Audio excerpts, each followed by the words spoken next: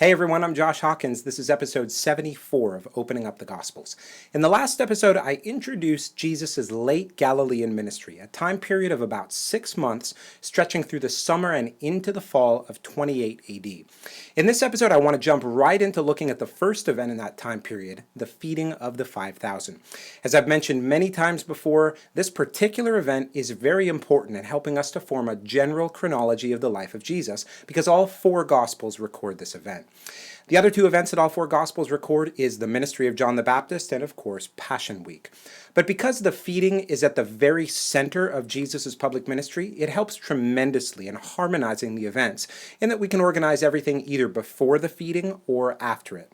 Now, as we'll see, the feeding of the 5,000 and the events surrounding it really was the climax of Jesus' popular sentiment in Galilee. All the crowds were at their highest. But we'll see that these events are really the turning point when Jesus reveals who he is, the people say no thanks, and everything shifts from that point forward, at least in terms of the populace up in Galilee. Before I get into the feeding of the 5,000, I want to give just a little bit of the backstory. We didn't cover this in the last episode, but I want to make mention of it at least here.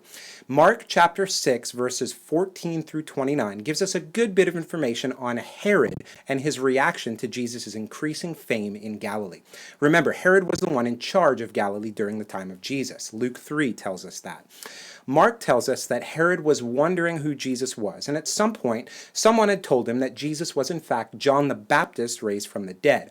Herod had imprisoned John the Baptist, and John told him that it wasn't lawful for him to have Herodias, his brother Philip's wife. Yet Herod still feared John, knowing that he was a holy man. But Herodias held a grudge against him, which eventually was what led to his beheading. You can read the full story in Mark 6. Now, the reason why I mention that here is because undoubtedly the news of John's beheading had reached Jesus, and we'll see how that news shapes the story moving forward. Okay, so let's jump in and look at how the Gospels narrate the event of the feeding of the 5,000. We'll start in Mark 6, but I'll also pull from Luke and John's accounts. The apostles returned to Jesus and told him all that they had done and taught. And he said to them, "Come away by yourselves to a desolate place and rest a while." For many were coming and going, and they had no leisure even to eat. And they went away in the boat to a desolate place by themselves. Now many saw them going and recognized them, and they ran there on foot from all the towns and got there ahead of them.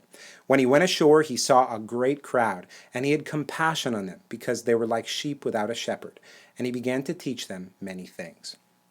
So the 12 returned to Jesus, presumably to Capernaum, where Jesus was based, and there they are dialoguing and telling him everything that had happened and what they had taught on their 2x2 journey throughout the towns of Galilee. Though we can't be sure, it likely wasn't a long time that they were gone. Jesus, I'm sure, is just eager to spend some time with the 12, and so he encourages them to come away with them for some rest from all of the crowds. Mark said that there were so many people that there was no ability even to get alone for a meal. Once again, the crowds are just swarming around Jesus, vying for his attention and seeking more displays of his power. But they managed to get into a boat and head to a desolate place. Luke's gospel tells us where they were headed. On their return, the apostles told them all that they had done, and he took them and withdrew apart to a town called Bethsaida. Let's have a quick look at our map for a second. Luke mentions that Jesus and the 12 withdrew to a town called Bethsaida. It must not have been a long boat ride because, as you can see, it was not all that far from Capernaum. Now, as we read, Mark said that the crowd saw Jesus depart, and they went by foot, some even running to the place where they anticipated Jesus to come ashore. So put yourself in the shoes of the 12 for a second. You finally get away with Jesus, and there's some peace and quiet, and you're gently rowing along. You're tired from your journey, but you're excited about everything that's just happened in the cities and the towns that you went to. But as you get closer to the shore, you hear something more than just breaking waves of the sea. You see thousands of people just lining the edge of the shore, just waiting for Jesus again. And there they are, the crowds. You just can't get away from them. Now think about what Jesus must have been feeling. He was physically wearied from his seemingly endless ministry. He was grieving the death of his relative John the Baptist in his heart. He was excited to spend some time alone as well as with the 12, and then all of a sudden he sees the crowds running in droves to meet him at the shore. Think about that. What would it be like if everywhere you went, all the time, you had thousands of people surrounding you? This was Jesus' experience, constantly. Unless he totally withdrew himself, they were constantly tracking him down, pressing about him with their needs, and just wanting things from him. That is what the life of Jesus was like. But what we see here in this scene is just, again, a beautiful display of Jesus' compassion and patience and servanthood. He was so tender in this moment. The Gospels say that Jesus saw the great crowd and had compassion on them because they were like sheep without a shepherd, and he began to teach them many things. So what does Jesus do? Instead of shrinking back, he spends the entire day with them, teaching and healing and ministering out of his weariness with all of the things filling his heart. Amazing. Let's keep reading in Mark 6. And when it grew late, his disciples came to him and said, "This is a desolate place, and the hour is now late. Send them away to go into the surrounding countryside and villages and buy themselves something to eat." Let's jump to John's account in John 6. Lifting up his eyes then and seeing that a large crowd was coming toward him, Jesus said to Philip, "Where are we to buy bread so that these people may eat?" He said this to test him, for he himself knew what he would do. Philip answered him, 200 denarii worth of bread would not be enough for each of them to get a little. One of his disciples, Andrew, Simon Peter's brother, said to him, "There's a boy here who has 5 barley loaves and 2 fish, but what are they for so many?"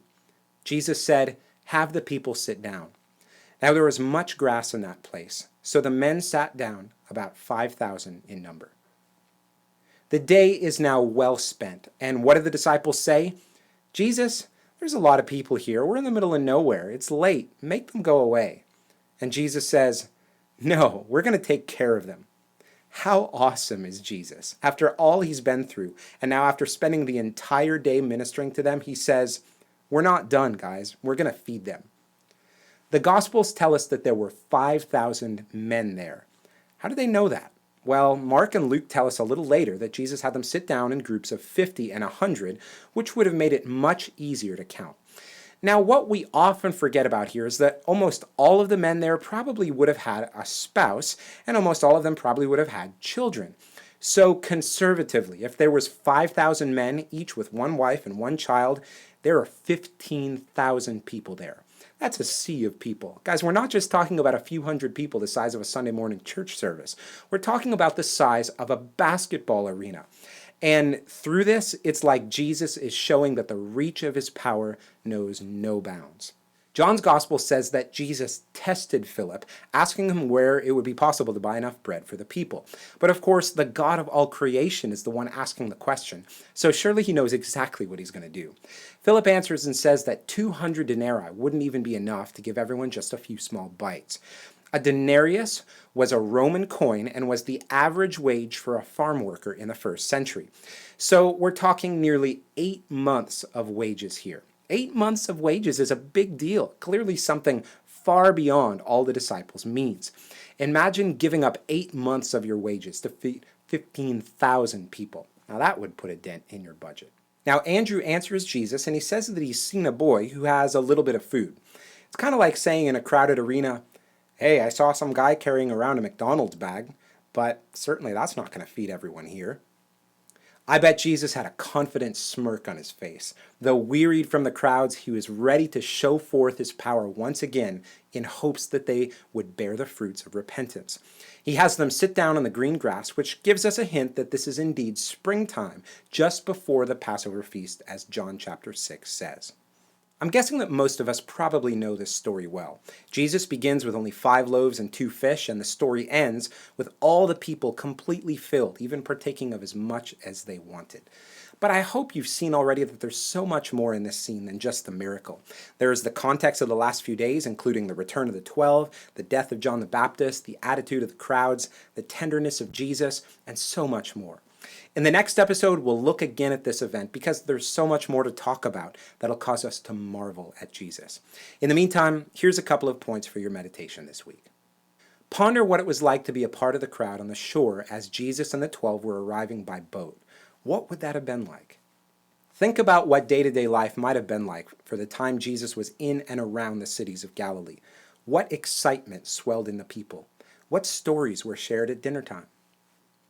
Well, you can find all the episodes in the series on my website, www.joshuahawkins.com/gospels. Come back next time for more on the feeding of the 5,000. God bless. See you then.